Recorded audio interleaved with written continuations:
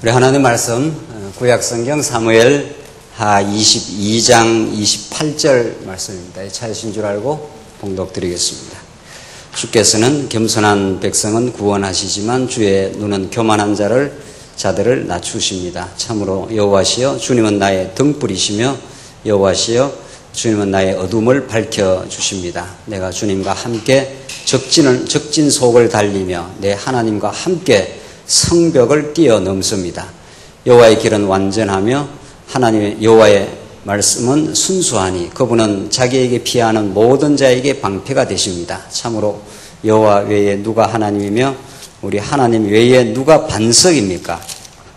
하나님께서 나의 견고한 피난처이시며 내 길을 완전하게 하셨고 주께서 내 발을 암사슴 같게 하시며 나를 높은 곳에 세우십니다. 주께서 전쟁을 위하여 내 손을 훈련시키시니 내 팔이 놋활을 당깁니다. 주께서 나에게 주님의 구원의 방패를 주시며 주님의 온유하심이 나를 크게 하셨습니다. 주께서 내 아래 내 발걸음을 넓게 하셨고 내 발이 미끄러지지 않게 하셨습니다. 내가 내 원수를 추격하여 그들을 멸하였으며 내가 그들을 전멸시키기까지 돌이키지 않았습니다. 내가 저희를 무찔러 전멸시켰더니 그들이 일어서지 못하고 내 발 아래 넘어졌습니다. 주께서 전쟁을 위하여 나를 강하게 무장시키시고 내게 대항하는 자들을 내 밑에 굴복시키셨습니다.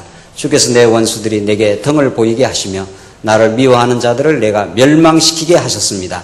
그들은 둘러보아도 구원자가 없었으며 여호와께 부르짖었으나 그분은 그들에게 응답하지 않으셨습니다. 내가 그들을 탕에 티끌같이 갈아버렸고 거리에 진흙처럼 밟아 흩었습니다.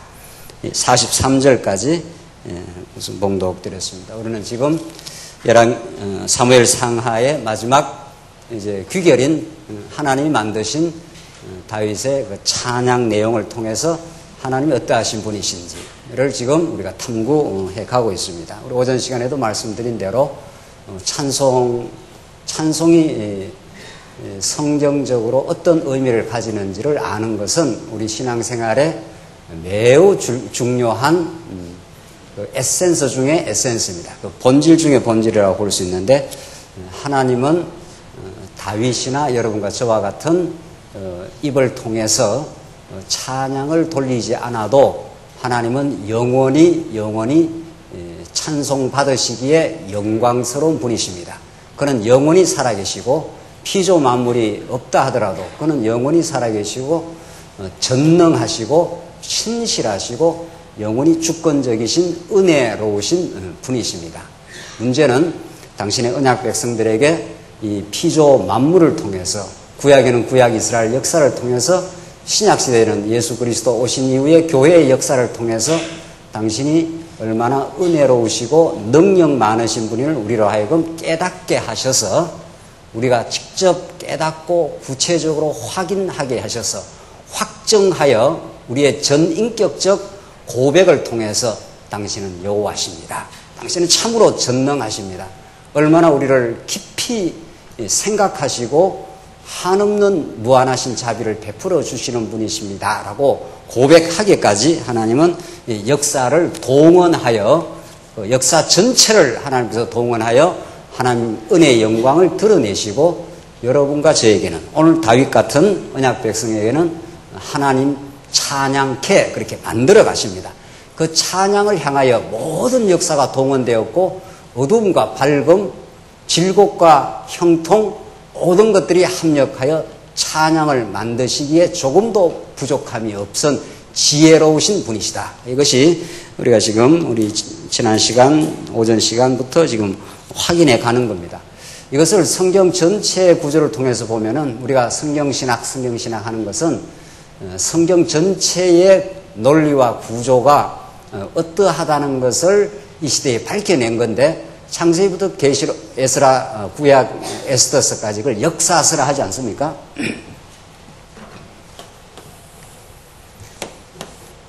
얼마나 많은 진리를 탐구하는 신학자들, 목회자들이 성경 전체가 어떻게 되었느냐 이것이 굉장한 궁금한 내용입니다. 여러분과 저는 이미 이런 것들을 성경신학적으로 조명하고 배우고 확인했기 때문에 성경이 그렇게 되어 있다 이 정도로 우리가 깨달을지 몰라도 이건 단순히 그런 것이 아닙니다. 이걸 역사서라 하지 않습니까? 이걸 시가서라 하고 이걸 선지서라고 하는데 지금 다윗의 찬양은 성경 전체, 구약 성경 전체로 보면 이 부분에 해당하는 거죠. 이게 찬양으로서의 언약이니까. 이건 섭리로서의 언약이고, 이거는 예언으로서의 언약.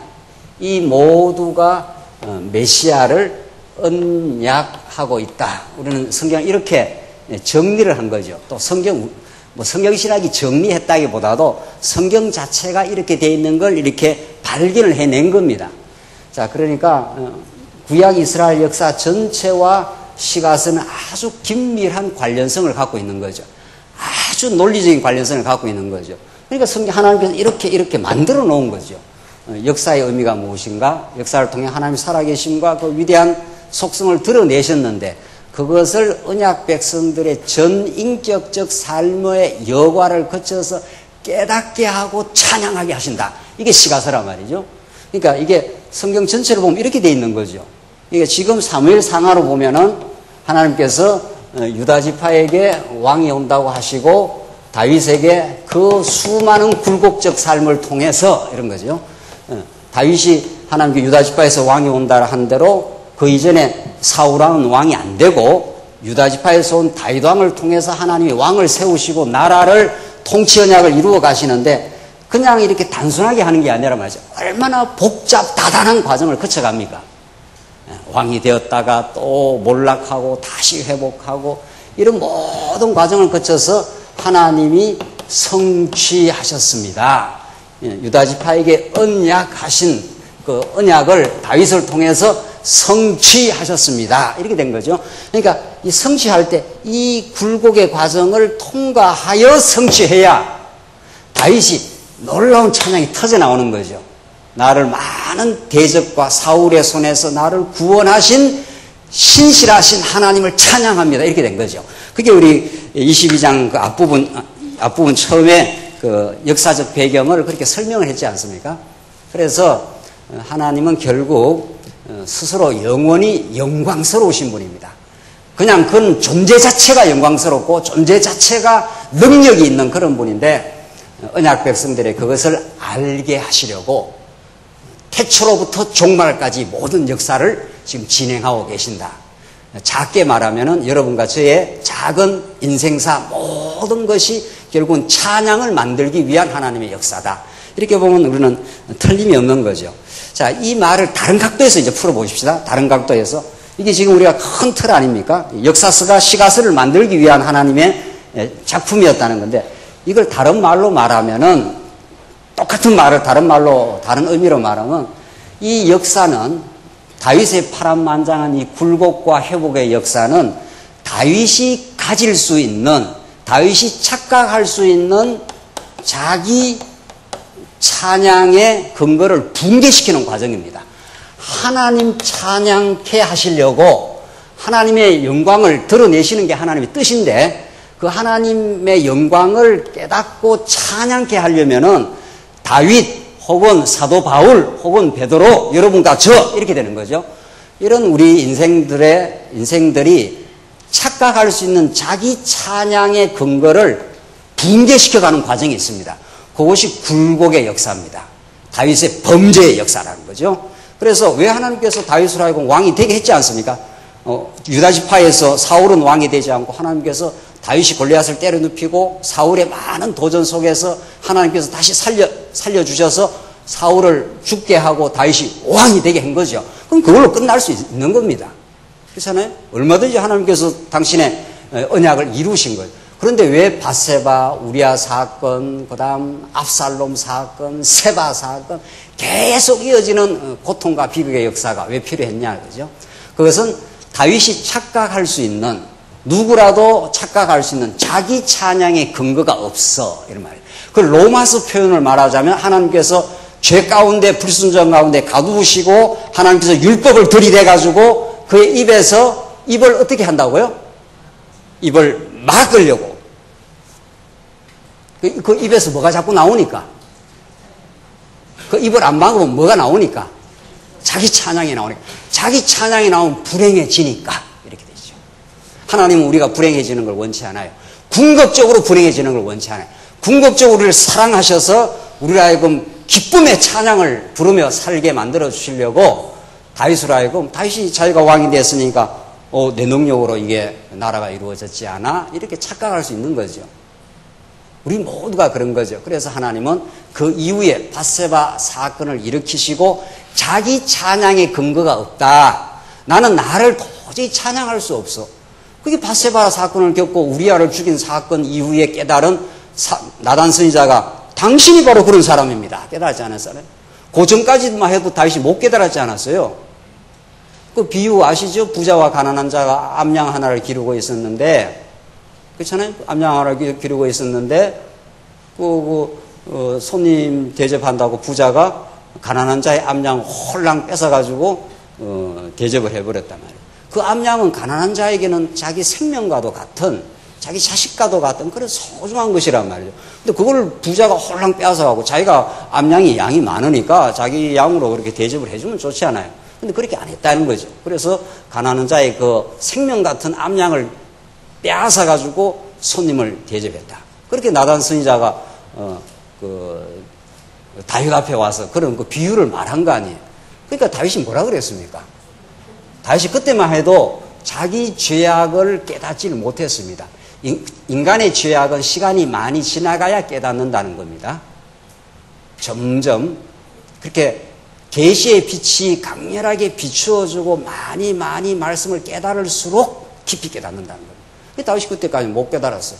다윗이 반응이 어땠습니까?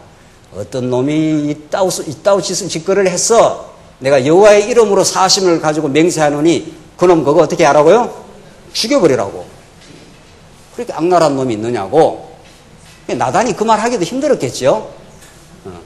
나단이 아무 그 말하기 힘들었어요. 선지자가 아니면 그 말하기 힘들어요. 잘못 말했다가 왕한테 그대로 직언했다가 잘못 죽게 돼 있는데, 선지자는 하늘의 권세로 왕이든 뭐든 상관없이 직언을 하는 사람이니까, 하늘의 뜻을 그대로 선포하는 사람이니까 당신이 바로 그 사람이야. 그게 다윗이 바짝 거꾸로졌지 않습니까? 맞습니다. 이렇게 된 거 아니에요. 그래서 나단 선지자가 다윗을 그렇게 깨닫게 한 그 밧세바 사건은, 다윗의 밧세바 사건은 다윗으로 하여금 다윗이 착각할 수 있는 자기 뭐를, 찬양의 근거를 하나님께서 털어내버리는 과정이라는 거예요. 그러니까 자기 찬양의 근거가 털어져야, 아하, 나는 죄인입니다. 나는 하나님 앞에서 아무 나를 내세울 근거가 없습니다. 그게 깨달아져야 누구만 찬양합니까? 여호와 하나님만 찬양하고 예수만 찬양하는 거예요. 그래야 다윗이 행복해지는 거죠. 인간이 자기 찬양하고 자기 공로를 내세우고 하면 옆에 사람이 또 괴로워져요. 옆에 사람이 얼마나 괴로워지는지 몰라요. 남편이 자기가 애써서 자기가 가정을 이루었다 하면은 다 힘들어지는 거죠. 아내가 자기 공로를 내세우고 시작하면 남편이고 자식이고 다 힘들어지는 거죠. 하나님이 이 가정을 지켜줬습니다. 하나님이 이 가정을 지금까지 은혜 가운데 인도했네요. 얼마나 평화가 그게 깃듭니까? 그게 잔잔한 평화가 깃들고 하나님에 대한 감사와 은혜와 찬양이 깃드는 그곳이 바로 하나님을 알고 하나님만 찬양하는 것이란 말이죠. 그러니까 하나님께서는 이 역사 전체를 통해서 하나님의 영광을 드러내어 하나님의 영광만을 찬양하게 할 뿐 아니라 언약 백성에는 반드시 우리가 무언가를 할 수 있고 해갈 수 있다고 하는 그 근거를 박탈시켜가는 과정이에요. 하나님께서. 자기 찬양의 근거가 있을 법한 걸 박탈을 시켜버려요. 그래야 나를 의지할 수 없습니다. 나를 찬양할 수가 없습니다. 하나님만 찬양의 대상이십니다. 이래야 펄펄 막 살아나지 않나요? 그렇죠? 히틀러, 무솔리니, 중국의 모든 진시황, 모든 그릇된 길로 간 사람들, 그 사람들만 그런 게 아니고 모든 사람들이 힘만 있으면 내가 이 나라를 이루었다고 이렇게 한단 말이죠. 그게 파멸의 길이에요. 그게 멸망의 코스라. 하나님께서는 언약 백성에는 우리 스스로가 능력 없음을 깨닫게 하려고 다윗을 양치기 소년을 왕으로 만들지 않습니까? 밧세바 사건을 치르고 죄로 얼룩진 인생을 다시 왕으로 복귀시키지 않습니까? 그러니까 다윗은 능력이 없다는 거예요. 양치기 소년이었기 때문에. 다윗은 밧세바 사건을 겪었기 때문에 내가 하나님 앞에서 의롭다고 할 근거가 하나도 없습니다. 그런데 이렇게 나를 왕으로 다시 회복시켜주는 여호와 하나님만을 찬양합니다. 이렇게 되죠. 그래서 여러분과 저의 모든 역사는 계시록에 나오는 마지막 새하늘과 새 땅에서 영원히 찬양 부르게 하려고 여러분과 저희로 하여금 굴곡의 역사를 통과하기도 하고 죄악의 체험을 경험시키기도 하고 그렇죠? 그리고 몸서리치는 죄악의 경험을 경험시키게요. 그래 그 과정이 자기 찬양의 건덕지가 없다는 걸 하나님께서 털어내는 과정이라 성경 전부 그렇게 돼 있어요. 성경 창세부터 계시록까지 전부 그 이야기예요. 하나님 편에서 말하면 하나님의 영광을 영원히 계신 그 영광을 언약 성취를 통해서 드러내는 과정이고 우리 인간 편에서는 무너지고 세워지는 과정이고 그렇죠? 성경 어디를 봐도 그 이야기를 하고 있는 거죠. 어디를 봐도. 그래서 역사를 통해서 하나님 영광을 드러낸다 했을 때는 그걸 한 번 더 확증하려면 선지서가 필요한데 하나님이 얼마나 영광스럽고 능력 많으신 분이라는 걸 깨닫게 하기 위해서는 선지서에서 한 번도 못 박는 게 무너지게 하고 뭐 하는 겁니까? 세우는 거. 뽑아내시고 뭐 하는 거예요? 세우는 거. 뽑아내셨다가 다시 심으시는 거. 그렇게 하나님이 능력 많으시다. 은혜로우신 분이시다 하는 걸 드러낼 뿐 아니라 이스라엘 백성에게는 자기 찬양의 근거가 없다는 걸 깨닫게 하려고 무너지게 해버린다는 거죠. 그래서 이스라엘 후대 역사가 자꾸 무너져요. 계속 하나님을 떠나간다니까요. 떠나가서 결국은 너희들은 바벨론 가! 해서 바벨론으로 무너뜨려버리는 거죠. 그래서 다시는 돌아올 길이 없어요.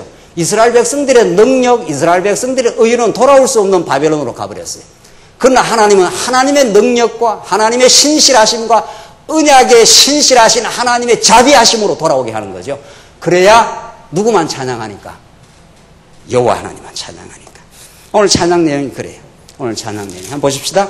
자, 그래서 28절 보시면은 자, 이렇게 성경이 구조적으로 되어 있을 뿐 아니라 오늘 22장 내용도 22장 내용이 어떻게 여러분들 되어 있는가 하면은 여러분들 개론을 잘 보십시오. 찬송 내용이 대적의 손에서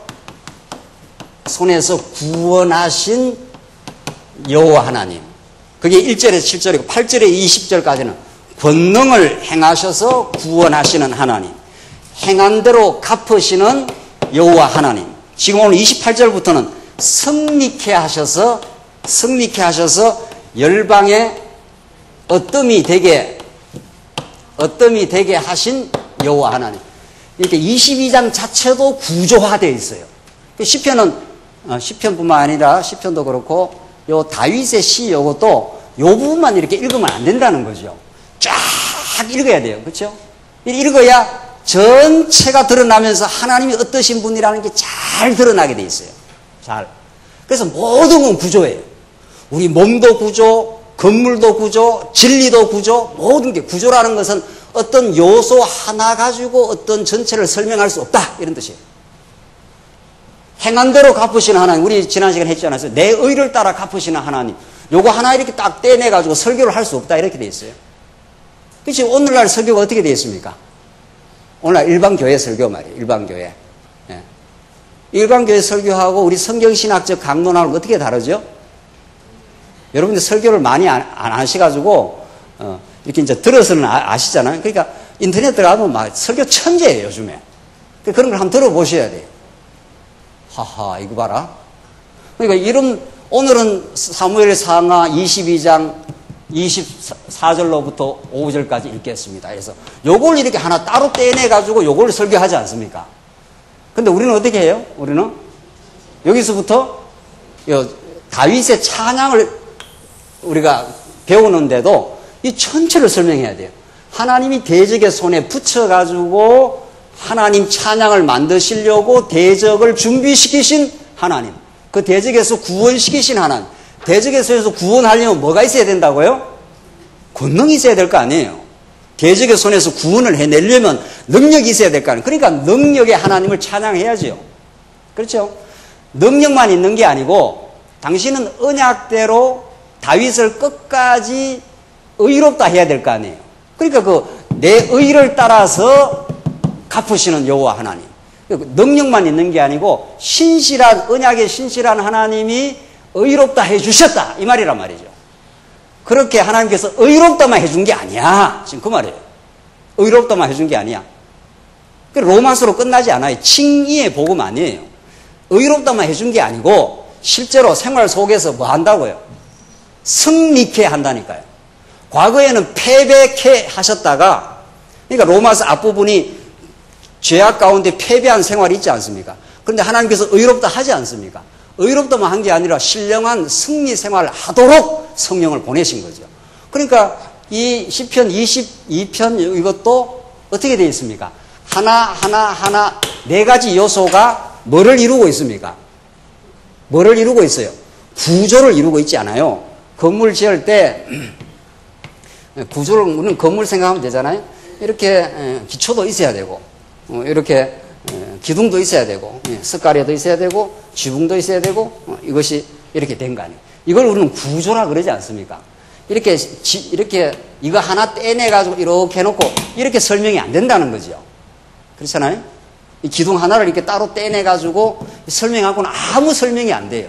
이게 어떤 집의 기둥인지 이게 뭘 하려는 것인지 알 길이 없죠. 이게 여기 요 자리에 딱 들어가야 아하 이게 아튼빌 아파트 1003동 105호 집이구나. 아튼빌을 잘 몰라요 지금. 저희 집이. 그러니까 이 구조가 아튼빌 아파트에 쓰여지는 구조구나. 이렇게 해야 설명이 된다는 거죠. 이 기둥을 하나 이렇게 떼내면 이게 아튼빌 아파트 기둥인지 서울 아파트 이름 모르겠네요. 서울 아파트 이름 하도 요상해가지고 말이죠. 무슨 아파트 그건지 뭐 알 길이 없는 거예요. 알 길이 없어요. 그래서 모든 건 구조예요. 구조라는 게 생명을 가리켜요. 생명은 하나를 떼낼 수 없다. 우리 몸에서 눈을 하나 떼내면은 이게 눈이다 이렇게 안 된다. 눈이 지자리에 들어가 있어야 이렇게 보일 거 아니에요. 눈을 누가 후배 파갖고 눈을 이렇게 떼나고 여기에 떼놨다 칩시다. 그게 눈 기능을 하겠습니까? 그게 못해요. 절대 못해요. 눈은 얼굴에 요 자리에 딱 들어가야 되죠. 눈이 만약에 뒤에 붙어 있다 이러면 곤란하잖아요. 아주 실감이 잘 안 나는가 봐요. 눈이 뒤에 붙어 있으면 그건 괴물이지 그게 눈이 아니잖아요. 제자리에 들어갈 자리에 딱 들어가야 돼요. 그러니까 성립해서 열방에 어뜸을 삼으신 여호와를 찬양하는 게 이게 이렇게 앞에 이렇게 또 붙었다 이러면 안 된다는 거죠. 갑자기 왜 승리를 하냐 이거지. 갑자기 승리는 신약 성경에서 승리가 어디에 붙어 있습니까? 예? 교회 설립, 양육, 무장, 투쟁, 그 다음 뭡니까? 승리 아닙니까? 성경이 너무 질서가 있어요. 이렇게 질서 있어요. 이렇게 질서 있고 이렇게 완벽한 구조적 진리예요. 이걸 우리가 지금 깨달아가는 거 아니에요. 이렇게 설명하는 데가 없어요. 우리 말씀운동 외에.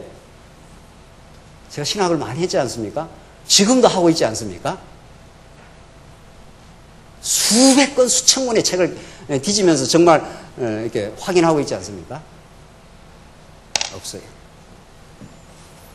하나님께서 우리에게 이렇게 질서 정연한 이런 놀라우신 여호와 하나님에 대한 온전한 지식을 그 하나님을 온전하게 깨달을 때 우리의 삶이 온전하게 이해되고 그게 평강이 찾아와요. 왜냐하면 이런 하나님을 알지 못하면 계속 인간은 뭐를 찬양하려고 그래요. 이런 진리를 모르면은 이런 위대하신 하나님을 모르면은 자기 찬양을 자꾸 하려고 한단 말이죠. 그러나 하나님은 언약 백성은 결코 여러분과 저한테는 자기 찬양을 하지 못하도록 따라다니면서 무너뜨립니다. 그렇죠? 네. 이 말이 무슨 말인지 아실 건데, 그렇죠? 우리가 자기 찬양거리를 자꾸 갖고 있으면, 자기 찬양거리를 갖고 있으면 하나님은 따라다니면서 뭐 하신다고요? 따라다니면서 무너뜨려요. 넌 찬양거리가 없는 존재야 라고 확인시켜줘요. 다윗으로 하여금 너무 많이 확인시켜줬어요. 하나님 쫓아다니면서 다윗으로 하여금 확인시켜줘서 다시는 다윗이 나는 찬양의 내용이 없습니다. 당신이 찬양의 내용이십니다. 그렇게 하나님이 만들어 가셨어요. 그래서 28절 그런 틀로 오늘 28절로 마지막까지 하나님이 어떻게 승리의 길로 가기까지, 의롭다 하실 뿐 아니라 승리의 길로 가기까지 하나님 하시는가 보십시다. 주께서 겸손한 백성은 구원하시지만 주님의 눈은 교만한 자들을 낮추십니다. 이런 말도 전부 통속적 개념이 아니잖아요. 겸손하다, 교만하다 이런 말들을 통속적으로 유교적으로 받아버리면 우리가 이렇게 겸손해야 하나님이 구원한다, 이렇게 엄청난 오해가 되는 구절 아닙니까? 성경에서 겸손, 교만하는 건 전부 계시적 의미를 갖고 있습니다. 하나님께서 죄를 짓고 하나님 앞에 납작 엎드러지는 거, 그래서 하나님의 의만을 바라는 상태, 그걸 겸손이죠. 하나님, 내가 하나님 앞에 내세울 것이 없는 죄인이었습니다. 하나님의 언약에 신실한 의만을 바랄 뿐입니다 라고 거꾸러진 상태, 그게 겸손이죠. 그러니까 하나님과 관계에서 겸손이 설명되지, 하나님과 관계없이 사람 앞에 빌빌하는 걸 뭐 겸손이라 한다든가 이런 개념이 전혀 아니라는 거죠. 참으로 여호와시여, 29절, 주님은 나의 등불이시며 여호와시여 주님은 나의 어둠을 밝혀주십니다. 구약 성막이 커튼처럼 꽉 되어 있어가지고 그 성막이 가죽으로 이렇게 지어져가지고 안에는 캄캄합니다. 밖에 빛이 결코 들어갈 수가 없어요, 성막이라는 거는. 그러면 그 캄캄한 성막 안에, 그 성소, 지성소 안에, 성막 안에 그걸 밝혀주는 것은 뭐만이 그 어두운 캄캄함을 밝혀주십니까? 등불만이. 그렇죠? 그 등불을 켜야 그 캄캄한 어둠이 밝혀져요. 오늘 본문이 그런 거죠. 여호와시여, 참으로 여호와시여, 29절. 주님은 나의 뭐라 그랬습니까? 등불이시며 여호와시여, 주님은 나의 뭐를 밝혀주세요? 어둠을 밝혀주십니다. 그러니까 하늘로 온 찬 빛이신 예수 그리스도와 그의 진리를 우리가 접하지 않는 한 우리가 어둠이었다는 사실을 알지도 못하는 거죠. 그렇죠? 그래서 빛이 비추면 나는 어둠이었다는 게 밝혀지고 빛을 사모하게 그렇게 되어 있는 거죠.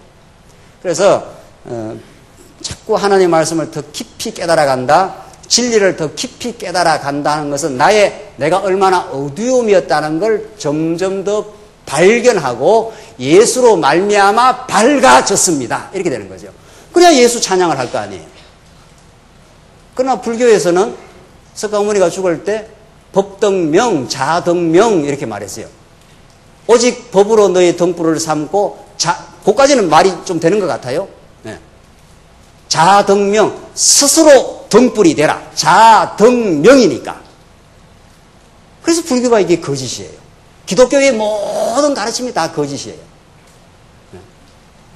그래서 오늘날 분위기는, 오늘날 이 한국교회와 세계교회의 분위기는 기독교나 불교나 다 거기서 거기고 다 우리가 한 목표를 향해 가고 있다. 천만의 말씀이에요. 오늘 성경의 말씀은 여호와가 등불이시고 나의 어둠을 밝혀내셨습니다. 나는 과거에 어둠이었다는 거죠. 그래서 석가모니는 죽을 때 법등명, 자등명, 법으로 등불을 삼고 너는 너 스스로 등불을 삼아. 자등명이니까. 너 안에 빛이 있어. 이런 말이죠. 그러나 성경은 우리 안에 빛이 없었습니다. 그래서 예수님 앞에 현장에서 잡혀온 그 여인이 빛이 있습니까? 없습니까? 죽어야 돼요. 돌로 칠까요? 했잖아요. 돌로 칠까요? 그러니까 유대인들은 자기들이 빛이 있는 줄 알아요. 의로운 줄 알아요. 그러니까 돌로 칠까요? 말까요? 그 죄 없는 자 한번 쳐봐. 쳐보라니까.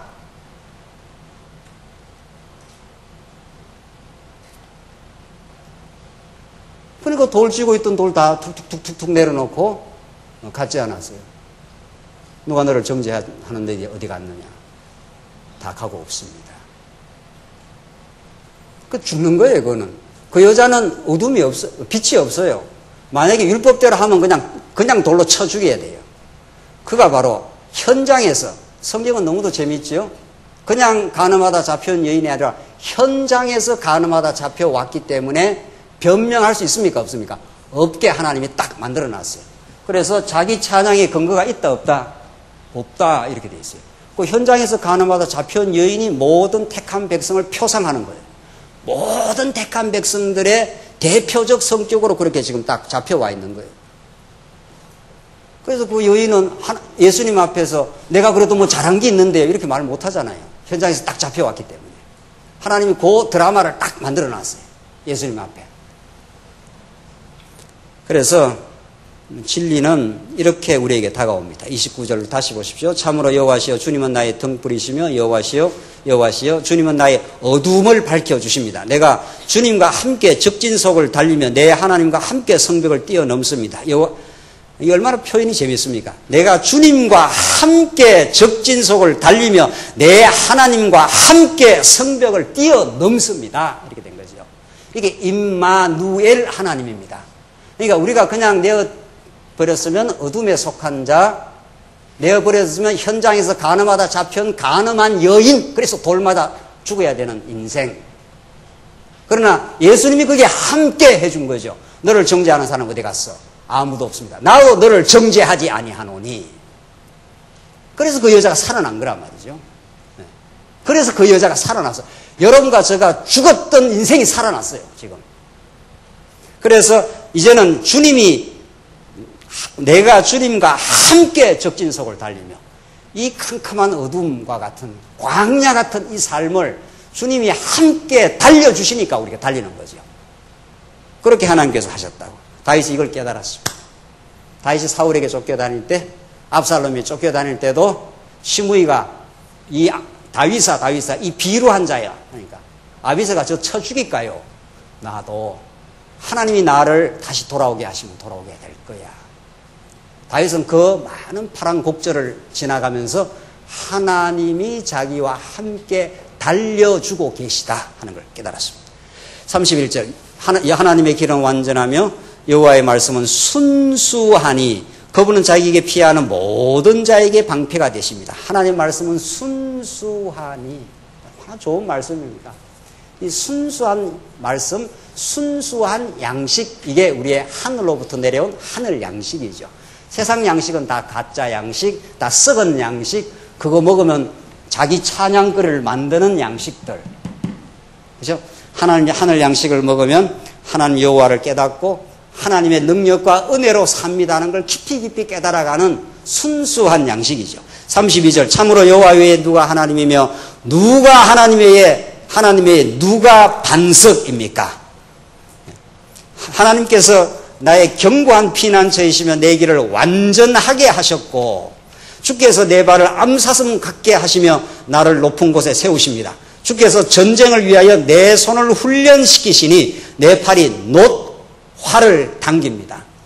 자, 그러니까 우리가 지금까지 살펴본 대로 하나님이 대적의 손에 붙여가지고 대적의 소나기 속에서 구원해내시죠. 그래야 하나님의 은혜와 능력을 깨달을 거 아니에요. 대적의 손에서 구원시키려면 권능이 있어야 될 거 아니에요. 권능이 많으신 그 하나님이 언약 백성들에게 신실하게 의롭다 해주셔요. 모세가 뭐 의로운 게 없었어요? 사람 때려 죽이고 그냥 광야로 도망친 모세를 하나님은 의롭다 믿음을 주셔서 덮어서 해석해줘요. 그 행위하고 아무 상관없어요. 그냥 덮어가지고 모세를 모세라 이렇게 해주는 거죠. 그래서 하나님이 의롭다 해주셔요. 의롭다만 해주시는 게 아니라 뭘 해주신다고요? 승리케 해주셔요. 승리하게 하려고 훈련시키고 무장시키고 잘 싸워가도록 하나님이 함께 하시니 두려울 것 없습니다. 이게 이미 승리한 인생이에요. 하나님이 내 편이 되어주셨으므로 사단 권세가 어찌할 수 없습니다. 하나님이 우리 교회의 편이 되어주셨으므로 하나님이 세우신 언약의 교회를 하나님이 책임지십니다. 이 말이죠. 그게 실제로 우리에게 깨달아져요. 이제 하나님이 승리의 근원이 되주셨어요. 우리는 실패했지만 하나님이 결코 언약에 실패하지 않아요. 그걸 언약적 사랑이라 헤세드라 구약에 베리트라고 하는 언약 다음에 중요한 한 단어를 뽑아라 하면 언약적 사랑을 해주시는 하나님의 인애라고 번역된 헤세드라 그래요. 오늘 이 사무엘하 22장의 제일 마지막에는 그 하나님의 인애가 나와요. 우리 인간은 엎어지고 실패하고 범죄하고 반역해도 하나님은 한결같고 하나님은 신실하신 언약적 사랑을 포기하지 않아요. 절대로. 성경이 그 말을 하고 있는 거예요. 그래서 우리를 하여금 승리하게 해요. 네. 우리는 늘 패배만 하지 않아요. 결코. 우리 자신을 의지하면 패배하고 이제 하나님을 바라보고 하나님이 하시는 경륜을 바라보고 그를 배우고 그 안에 기쁨이 있을 때 우리는 승리해요. 두려움이 사라져요. 죽어도 좋아. 사나 죽으나 그리스도의 것이야. 나를 가난하게 하셔도 나를 부하게 하셔도 일체의 삶의 비결을 깨달았어. 이게 승리한 모습이에요. 하나님 여러분과 저를 그렇게 만들어요. 내가 아무것도 가지고 있지 않는 것 같으나 사도 바울이 이리저리 유리방황했기 때문에 많은 걸 가질 수도 없어요. 사도 바울은 그야말로 유목적 삶이에요. 오늘 현대 철학에서 노마드라, 유목주의라, 이제 와서 그런 그 진리의 편린들을 밝혀내요. 진리를 깨달아가는 건 끊임없이 이동하고 끊임없이 하나님을 배우고 그 길 위를 걸어가면서 하나님을 배워요. 사도 바울이 그랬어요. 사도 바울은 멈추어진 적이 없어요. 그 신앙이 언제나 하나님께서 사도 바울을 전진케 했어요. 내가 붙잡힌 바 된 그것을 향하여 잡으려고 지금도 달려가노라. 그러니까 진리를 깨달아가는 사람은 그래요. 그야말로 노마디즘이에요. 이제 현대 철학이 이제 와서 영원한 진리보다는 진리를 깨달아가는 게 중요해. 이게 지금 현대 프랑스 철학에서 지금 포스트 모던에서 가르치는 거예요. 성경은 오래전에 벌써 진리는 영원할 뿐 아니라 그 진리를 깨달아가는 삶이 끊임없이 자기 부정을 통해서 끊임없이 깨달아가고 있는 거예요. 그게 우리 크리스찬의 삶이란 말이죠. 이렇게 말씀이 이렇게 10년 들었다고 끝나지 않잖아요. 또 깨달으면 또 새로워지고 또 깨달으면 또 새로워지고 깨달으면 또 새로워지는 그 진리 안의 성장, 끝없는 그 변화되어 가는 우리 인생들. 이게 하나님이 기뻐하시고 하나님이 인도하시는 삶이에요. 그러니까 내가 전에 들었던 말씀이다. 천만의 말씀요. 네. 제가 수요일에 이렇게 목사님 말씀 들으면 전에 다 들었지요. 사도행전 아마 수십 번은 들었을 거예요. 수십 번은. 그런데 또 달라요. 또 달라요. 또 많은 경험을 거쳐왔으니까. 하나님께서 내가 붙들었다고 생각을 하나님께서 붕괴시켜 오면서 하나님만이 붙들 영원한 대상이야를 또 지난 한 해 동안, 지난 일주일 동안, 지난 한 달 동안 또 깨달아 왔기 때문에 똑같은 말씀이 들려도 또 새롭게 발견이 돼요. 그런 거죠. 그래야 즐거운 거죠. 그래야 진리 깨달음, 진리 탐구라는 게 그런 거죠. 그걸 우리 교육학적 용어를 쓰자면 점입가경의 세계라. 들어갈수록 아름답다는 거예요. 성경이 그래야 되지 않겠나요? 성경이 이게 한번 공부했다고 다 깨달아질 수 있는 말씀인가요? 청량할 수 없는, 우리가 그 깊이와 넓이를 다 감히 알 수 없는 그런 거죠. 그러니까 사실은 말씀을 많이 깨달아 갈수록 전에 좀 적게 깨달았다 이 말이 나오는 겁니다. 말씀을 깊이 못 깨닫는 사람일수록 전에 내가 어떻게 했다고 생각하는 거예요? 많이 알았다고 생각하는 거죠. 이 놀라운 역설. 진리를 많이 진리의 세계가 얼마나 깊고 넓은지, 하나님의 그 넓은 가슴과 풍요와 그 하나님이 베푸시는 유업이 얼마나 풍성한지를 갖고 말씀을 통해서 내 삶의 경험을 통해서 깨달아가는 사람은 내가 전에 안 것이 어떻다고요? 그렇게 깊지 않았구나. 그걸 깨달아야 깊은 데로 가는 거 아니에요. 그렇게 말하는 저는 굉장히 깊은 세계로 가고 있다는 걸 증명하고 있지 않나요? 이 말이 무슨 말인지도 좀 잘 농담이고요. 그렇잖아요? 자꾸 더 깨달아가는 사람일수록 전에 내 깨달은 게 별거 아니야. 이제 내가 알고 보니까 더 은혜가 깊고 넓어. 그렇게 되는 거 아니에요? 아니겠어요? 전에 너무 많이 깨달아버리니까 더 이상 깨달을 게 없어. 너무 불행한 사태예요. 너무 이걸 불행한 사태라 그래요. 36절 주께서 나에게 주님의 구원의 방패를 주시며 주님의 온유하심이 나를 크게 하셨습니다. 주께서 내 아래 나의 걸음을 넓게 하셨고 하나님이 다 크게 만들고 넓게 하신다는 거예요. 내 발이 미끄러지지 않게 하셨습니다. 이거 어디서 많이 듣던 소리 아니에요. 하게, 크게, 넓게 다 하나님이 해주신 거죠. 내가 내 원수를 추격하여 그들을 멸하였으며 내가 그들을 전멸시키기까지 돌이키지 않았습니다. 내가 저희를 무찔러 전멸시켰더니 그 대적들을, 우리 신약적으로 말하면 사단의 권세를, 나를 유혹하고 들어오는, 내게 탐욕을 일으키고 시기를 불러일으키는 어둠의 권세를 대적하는 자를 진리의 말씀으로 나는 하나님 앞에 감사해. 감사 충만한 사람이 시기할 일이 없어진다니까요. 그렇잖아요. 자기가 예수 그리스도로 말미암아 너무 행복하고 감사한 사람은 다른 사람이 내보다 훨씬 잘 살든 더 잘 배우든 더 똑똑하든 그게 부러움의 대상이 될 수가 없어요. 왜? 내가 너무도 예수 그리스도의 은혜로 충만하니까, 감사하니까, 나는 이렇게 사는 것이 최고로 행복하니까, 나는 세상 것으로 행복을 취하지 않으니까. 그렇잖아요.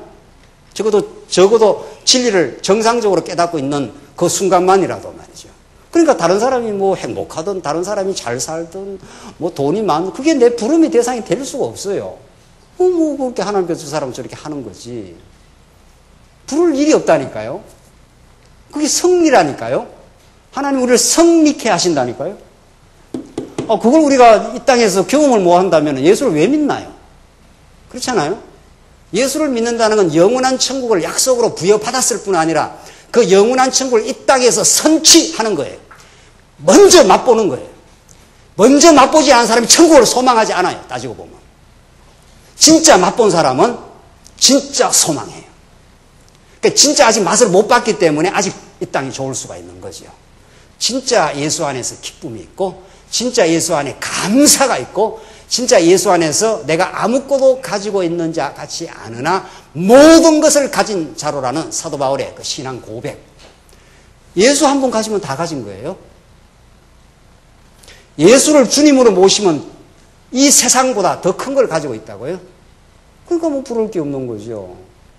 뭐 내가 시기할 일이 없는 거죠. 다른 사람하고. 근데 다른 사람하고 경쟁해야 될 이유가 없어졌어요. 뭐 경쟁을 하지 말아 해서 경쟁을 안 하는 게 아니라 뭐 경쟁할 이유와 근거가 없어져 버린 사람이에요. 얼마나 자유로워요. 이걸 죄에서 자유함을 얻었다 이런 뜻이에요. 참 자유해요. 참 자유하다고요. 아무 데나 가도 자유해요. 잘 사는 사람 집에 가도 자유하고 못 사는 사람 집에 가도 자유하고 대단한 사람 앞에 가도 자유하고 못난 사람 앞에 가도 자유해요.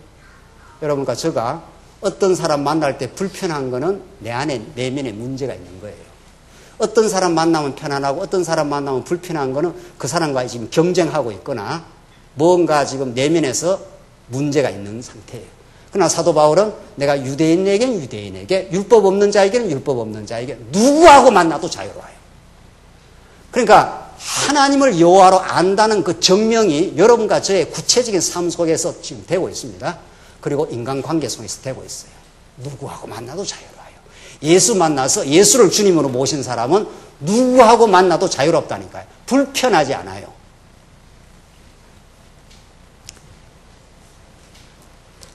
말을 정확하게 해야죠. 조금 덜 불편하지 않아요. 네. 불편한 건 좀 남아있는데 전에보다 훨씬 덜 불편해요. 훨씬 덜 불편해요. 적대자도 없고 원수도 사라졌고 내 경쟁자도 없는 그 진리의 세계.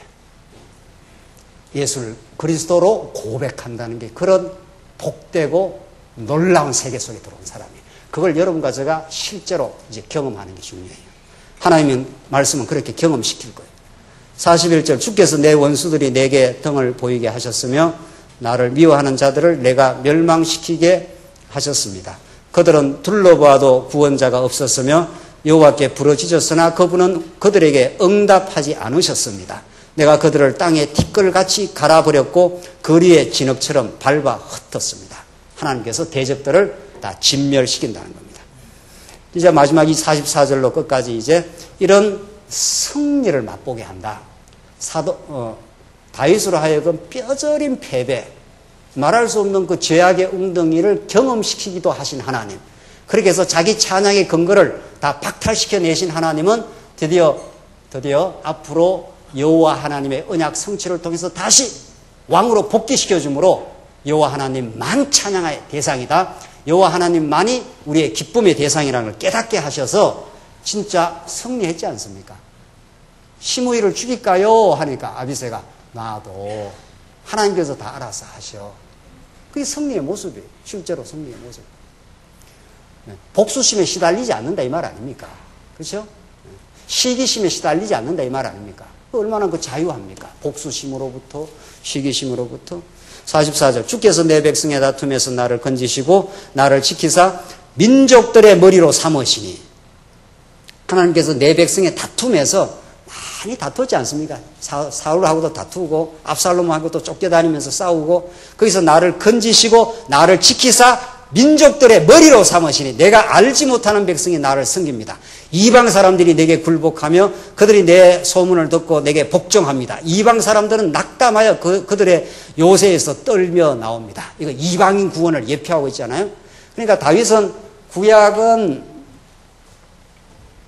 하나님께서 다윗으로 하여금 언약하시고 언약의 역사를 그대로 성취한 이것을 우리는 섭리로서의 언약이라 하지 않습니까?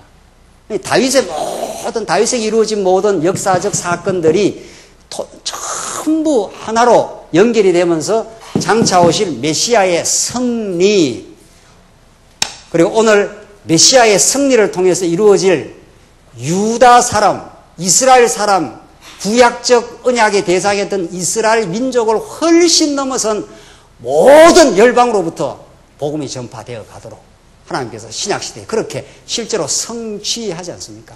지금 이방 사람들이 내게 굴복하며 그들은 내 소문을 듣고 내게 복종합니다 하는 구약의 다윗이 왕이 되었을 때 모든 이방 사람들이 굴복하여 다윗을 왕으로 삼았던 것은 진짜 왕 중의 왕이신 예수 그리스도가 이 땅에 오셔서 모든 이방인들을 이제 신약 시대는 이게 유대 시대, 유대 백성, 유대 민족을 넘어섰지 않습니까? 그래서 유대 민족을 잠시 하나님께서 시기나게 하려고 끊으시고 지금은 이방인 시대를 맞는 거 아닙니까? 그렇죠? 오늘도 우리 베트남에서 목사님 오셨지 않았어요? 우리가 지금 21세기 여기 한국 130년 전에는 우리는 예수 이름도 못 들었던 사람들이에요. 우리가 역사적 안목이 얼마나 필요한지 몰라요. 지금으로부터 우리가 5,000년 유구한 역사를 살아왔다는데 130년 전에만 해도 우리는 예수 예자도 모르는 사람들 아닙니까? 우리가. 하나님께서 아펜젤러, 언더우드 나이가 25살이랍니다. 그런 사람들이. 그 사람이 한국을 와보기를 했습니까? 한국 정보를 알기를 합니까? 하나님께서 아펜젤러나 언더우드 같은 사람에게 마음의 격동을 줘서 몇 개월을 태평양을 배를 타고 와서 한 번도 와보지 않는 한국 땅에 발을 디뎌가지고 서양 귀신이 왔다고 핍박받으면서 그렇게 복음을 전했습니다. 그래서 우리가 이렇게 덮쳐진 은혜를 지금 받은 겁니다. 우리가 언제 그렇게 예수를 잘 믿었습니까? 언제 그렇게 예수를 우리가 믿고 이렇게 교회를 위해서 열심을 내고 있습니까? 전적인 은혜입니다. 그래서 하나님께서는 이미 구약에 다윗으로 하여금 이방 민족들이 다 와서 굴복하고 찬양합니다 하는 그 말씀의 성취가 예수 그리스도로 말미암아 이방인들에게 여호와의 이름이 만방에 드러날 것입니다 하는 대로 지금 성취되고 있는 거죠. 그렇죠? 베트남 이야기를 들어보니까 베트남에 한국 사람들이 지금 많이 가 있답니다. 교회가 20몇 개나 교회가 되어 있답니다. 한국이 언제부터 이렇게 잘 살았습니까? 이건 경제학들이 역사의 현대사의 기적이라고 합니다. 우리는 지금 감각이 별로 없지 않습니까? 이렇게 살다가 이렇게 잘 사니까. 또 잘 살다는 느낌도 잘 없어요. 다 잘 사니까, 지금. 필리핀 가보고 지금 베트남 가보면 우리가 얼마나 잘 사는지 이제 감각이 들어오죠. 한 달에 100만 원 지불해서 선교 나갈 수 있는 나라는 미국하고 지금 한국밖에 없답니다. 다른 나라는 그렇게 지불하고 선교를 나갈 수가 없어요. 왜? 무슨 돈부터 없으니까. 복음은 말할 것도 없고, 이게 하나님이 하시는 일이에요, 지금. 이게 하나님이 하시는 일. 그러니까 하나님께서 이방인들이 돌아와서 예수께로 돌아온다는 구약의 예언이 그대로 지금 이 시대 21세기에 성취되고 있지 않나요? 이번에 우리 한준규 목사님, 소식은 뭐라고 했습니까? 애를 얼마나 기다리겠어요? 소식도 없고 하나님이 섭섭하게 해도 그래도 하나님의 약속은 어떻게 해요? 우리를 섭섭하게 해서 하나님의 약속이 성취되는 거 아닙니까? 언제나. 하나님 하실 때는 언제나 우리가 섭섭한 과정을 거쳐요. 아브라함이 얼마나 많이 섭섭했습니까? 몇 년을 기다렸는데요. 몇 년을. 24년을 기다리는데도 안 주잖아요. 그러니까 너 내년 이맘때 자식 논다 그러니까 아브라함이 속으로 툴툴거렸습니다. 이스마엘이나 아들 삼지 뭔 아들이 이제 나이가 얼마나 됐는데. 아주 아브라함이 섭섭했어요. 섭섭한 과정을 거쳐서 하나님이 성취를 해야 하나님 하셨다고 믿어지지요? 그래서 지금 이방인에게로 한국 사람을 통해서 지금 중국으로, 지금 베트남으로, 필리핀으로 하나님께서 하나님이 열방에서 그 이름의 영광을 드러내고자 하는 작정대로 될 거예요, 앞으로. 그렇게 하실 거예요. 하나님이 여러 가지 준비 작업을 이미 하고 있어요. 저는 그렇게 보여져요. 여러 가지, 그 준비 작업이 한두 가지가 아니에요. 한국의 경제, 정치, 동남아, 아시아의 모든 역사적 정황들, 미얀마가 독재에서 지금 해방되고 있어요. 다 미얀마 교회를 하나님께서 지금 세우려는 역사예요. 미얀마에서 편지가 왔어요. 지난번에 대학원 다닐 때 같이 공부했던 친구가 내가 지금 말레이시아에 있다고 미얀마로 지금 복귀했다고. 그 미얀마에서 1,500명 교회를 지금 내가 담당하고 있다고. 뭐 이거 한 300명도 안 되는 거예요, 말이죠. 지금 미얀마는 교회가 1,500명이래요. 숫자가 좀 중요한 게 아니라 미얀마는 완전 불교 국가 아니에요. 거기에 지금 독재가 무너져 나가면서 아웅산 수치가 지금 여사가 지금 다시 일어나면서 미얀마가 새롭게 개방의 물길을 타고 있어요. 이게 다 하나님께서 예사롭지 않아요. 다 예사로운 게 하나도 없어요. 그러니까 되어지는 모든 역사에 지금 이루어지는 일들은 하나님의 놀라운 주권적 섭리예요. 뭘 하게 하시려는 언약을 어떻게 하려고?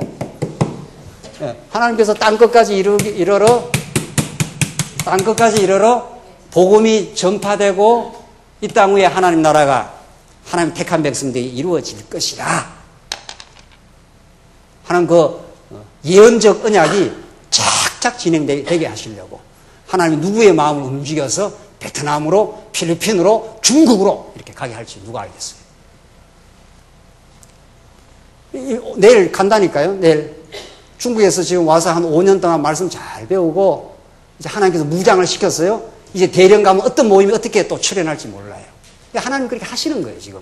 하나님께서 이모저모로 준비시키고 무장시키고 앞에서 나왔지 않았어요? 하나님이 훈련시킨다고. 전쟁을 위해서 강하게 무장시킨다고. 40절 다시 한번 보십시오. 주께서 전쟁을 위하여 나를 강하게 뭐라고 했습니까? 무장시키시고. 우리 말씀 운동을, 우리 자원조항교회를 하나님께서 얼마나 지금 무장시켜 왔습니까? 이제 전쟁을 치르게 하려고. 47절 결론입니다. 여호와께서 살아계시니 나의 반석을 송축합니다. 여호와께서 뭐라고 했습니까? 살아계시니. 살아계시야 언약을 성취할 거 아닙니까? 하나님이 언약하고 돌아가시면 어떻게 언약이 성취되겠어요? 그러니까 하나님이 살아계신다는 건 언약의 성취를 통해서 증명하고 있어요. 하나님이 살아계시니까 우리 장안조항교회가 이렇게 지금 건재하고 있지 않나요? 살아계시니까 지금 베트남으로 사람이 지금 가고 있지 않나요? 살아계시니까 모든 역사가 지금 진행되고 있지 않습니까? 다 하나님 살아계심이 확정돼요. 우리는 그런 증거를 온몸으로 갖고 있는 증인들이에요. 여러분과 저를 복음의 관람객으로 부르지 않았어요. 절대로. 아, 하나님 잘하고 계신다. 이렇게 관람객으로 부르지 않았다니까요. 하나님이 그 하시는 걸 온몸으로 경험하고 하나님 살아계셔. 내 인생을 여기까지 인도해 왔어. 내 인생을 통해서 하나님이 어떤 일을 하나님께서 역사해 갈지 몰라. 이런 경이롭고 신기한 경험들을 하면서 하나님 살아계심을 우리가 온몸으로 체험하며 하나님이 일하실 걸 바라보며 그를 의지하며 그를 배워가며 무장해가는 일. 하나님께서 이 말씀 운동을 이 땅 위에 그냥 이렇게 놔두지 않을 거예요. 틀림없이. 여호와께서 살아계시니 나의 반석을 송축합니다. 나의 구원의 반석이신 하나님을 높입니다. 하나님께서 나를 위하여 보복하시며 백성들을 내 아래로 끌어내리셨습니다. 주께서 내 원수들로부터 나를 이끌어내시고 내게 대항하는 자들보다 나를 더 높이시며 폭행하는 자에게서 나를 구출하십니다. 이건 다 다윗의 경험에서 나온 거예요. 언약 성취의 이 놀라운 경험 속에서 하나님이 나의 구원에 신실하신 여호와십니다. 50절 마지막 이름으로 나오지 않습니까? 성경이 이렇게 이 시편이 이렇게 논리적이에요. 이 시가 이렇게 논리적이라니까요. 쫙 지금까지 하신 모든 여호와 하나님이 살아계심으로 이런 말이죠. 이름으로 여호와시여 내가 민족들 가운데 주께 감사하며 주의 이름을 찬양합니다. 여호와께서 내 큰 구원을 그분의 왕에게 베푸시며 그분의 기름 부음을 받은 자 곧 다윗과 그 후손에게 영원토록 인애를 헤세드를 한 번 언약하면 결코 실패하지 않는 하나님의 사랑을. 다윗은 이게 너무 절절했습니다. 자기는 자기 행위로 말하면 자기가 겪었던 그 수많은 고비들로 말하면 그냥 끊어졌어야 마땅한 나에게 이 찬양을 만들어내셨습니다. 여호와 하나님의 인애입니다. 실패하지 않는 그 언약적 사랑이었습니다.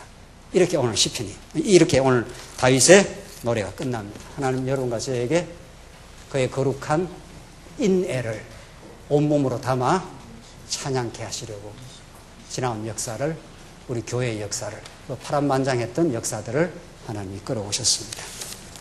여호와 하나님만을 찬양하게 될 것입니다. 기도하십시다. 자비하신 하나님 아버지, 은혜를 감사합니다. 다윗이 그 파란만장했던 그 고통과 비극의 역사들, 회복과 형통의 그 모든 걸 합력하여 여호와 하나님의 살아계심과 그 인애를 노래하게 만들어 주었습니다. 하나님 지금도 살아계셔서 우리가 겪었던 모든 일들이 참으로 하나님을 알기에 부족함이 없는 충분하고 온전한 섭리임을 고백합니다. 이 진리 이 땅 위에 땅끝까지 전파되어지도록 하나님 살아계심을 증명해 주시옵소서. 예수님 이름으로 기도합니다. 아멘.